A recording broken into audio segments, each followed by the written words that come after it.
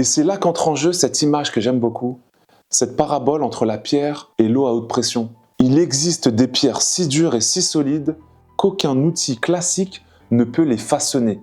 Pour les découper, il faut une force presque invisible, un simple jet d'eau, mais sous très haute pression. Ce n'est pas la violence qui transforme la pierre, ce n'est pas la brutalité, c'est la concentration et la précision, et la persistance d'une force invisible canalisée et dirigée.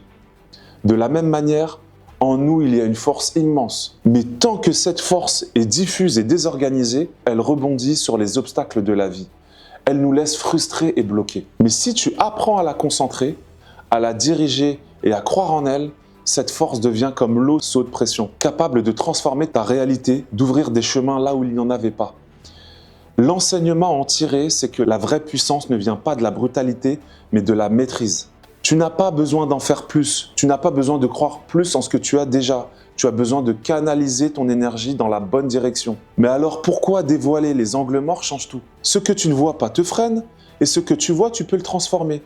Ce que tu mets en lumière un angle mort, il arrête de te diriger en douce et devient un levier. Par exemple, tu réalises que ton besoin de plaire te pousse à dire oui tout le temps. Le jour où tu comprends que dire non aux autres, c'est parfois dire oui à toi. Tu reprends de l'espace et là tu avances.